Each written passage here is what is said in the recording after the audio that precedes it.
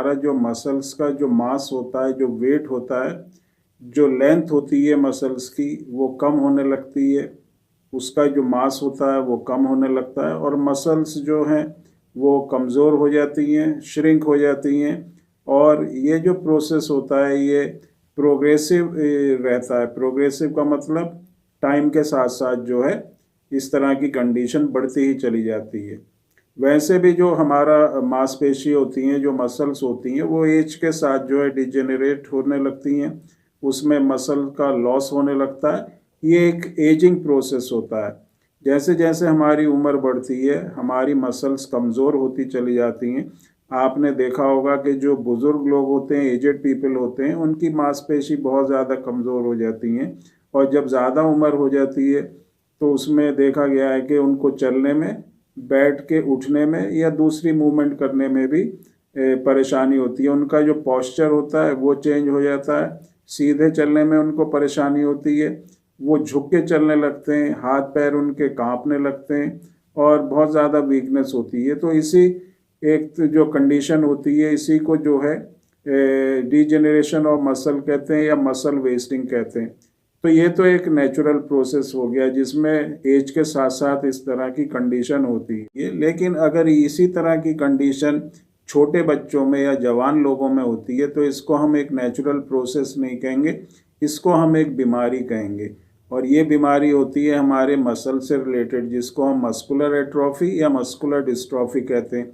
जैसे एक बुज़ुर्ग आदमी बहुत ज़्यादा वीक हो जाता है, कमज़ोर हो जाता है, उसकी मांसपेशी बहुत ज़्यादा वीक हो जाती है, उसी तरह से एक छोटा बच्चा या जवान आदमी उसकी भी इसी तरह की स्टेज हो जाती है, इसी तरह की कंडीशन हो जाती है। क्योंकि मस्कुलर डिस्ट्रॉफी में क्या होता है कि जो मांसपेशी होती हैं वो इतनी कमज़ोर हो जाती हैं कि जो हम कोई भी अगर हम काम करेंगे, मूवमेंट करेंगे, वो मूवमेंट या वो काम हम नहीं कर पाएंगे। मसल्स श्रिंक होने लगेंगी, मसल्स बहुत ज़्यादा कमज़ोर होने लगेंगी और मसल्स इतनी कमज़ोर होंगी कि हम बैठ के उठने में हमें परेशानी होगी, चलने में परेशानी होगी। और जो मास होता है मसल्स का, जो वेट होता है वो बहुत ज़्यादा कम हो जाता है। जो बुज़ुर्ग लोगों में हम अपनी पूरी लाइफ में, जैसे एक बच्चे से बड़ा हो के जवान होता है फिर एक बुज़ुर्ग उसमें तब्दील हो जाता है, तो इस नेचुरल प्रोसेस में भी 20 से 40% हम अपने मसल का जो मास होता है उसको लूज़ कर देते हैं या उसकी हमारे बॉडी में कमी हो जाती है। इसी की वजह से जो है मांसपेशी में कमज़ोरी आती है। और जब यही चीज़ जो है जो यंग पीपल होते हैं या जो बच्चे होते हैं उनमें होने लगती है तो ये फिर एक बीमारी होती है। और इस बीमारी में जैसे मैंने बताया इसी को मस्कुलर डिस्ट्रॉफी कहते हैं। मांसपेशी का बहुत ज़्यादा कमज़ोर हो जाना, मांसपेशी का सिकुड़ जाना और मांसपेशी का श्रिंक हो जाना, यही जो कंडीशन होती है मस्कुलर डिस्ट्रॉफी में होती है।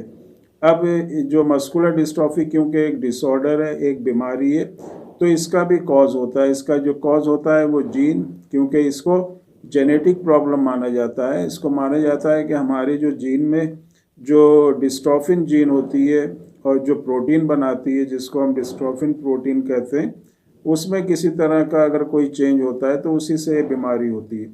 जो बुज़ुर्ग लोगों में एक कमज़ोरी होती है वही जवान में या एक बच्चे में हो जाती है और इस तरह की कंडीशन उसमें हो जाती है। मांसपेशी इतनी कमज़ोर होती हैं कि वो बच्चा जो है, जो एक नॉर्मल बच्चा भाग सकता है, खेल सकता है, कूद सकता है और अपनी जो एक्टिविटी होती है उसको कर सकता है, लेकिन जिसको मस्कुलर डिस्ट्रॉफी होती है वो इस तरह का कोई भी काम नहीं कर सकता।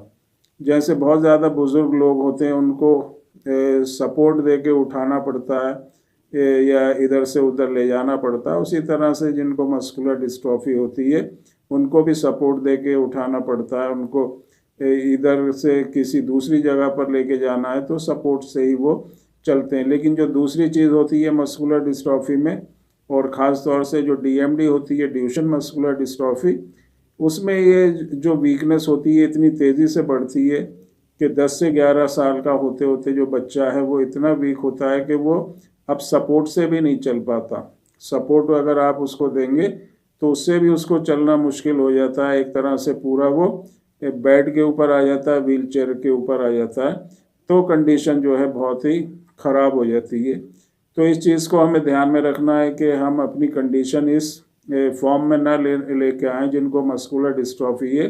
कंडीशन को स्टेबल बना के रखना है, उसको आगे बढ़ने नहीं देना है। सबसे बड़ी जो चीज़ है हमारी जिसको मस्कुलर डिस्ट्रॉफी है, वो अपनी कंडीशन को स्टेबल रखें, कमज़ोरी को बढ़ने ना दें। और इसी को हम कर सकते हैं बहुत आसानी से होम्योपैथिक मेडिसिन से। इन मेडिसिन को जो यूज़ करते हैं उनको बहुत अच्छे रिजल्ट इन मेडिसिन से मिलते हैं, और उनकी जो कमज़ोरी होती है, वीकनेस होती है, उसकी प्रोग्रेस रुकती है, मसल्स में स्ट्रेंथ आती है, और मसल्स में रिपेयर होता है, और मसल्स रिवाइव होती हैं, एक्टिवेट होती हैं, और एक कंडीशन नॉर्मल कंडीशन बनती है।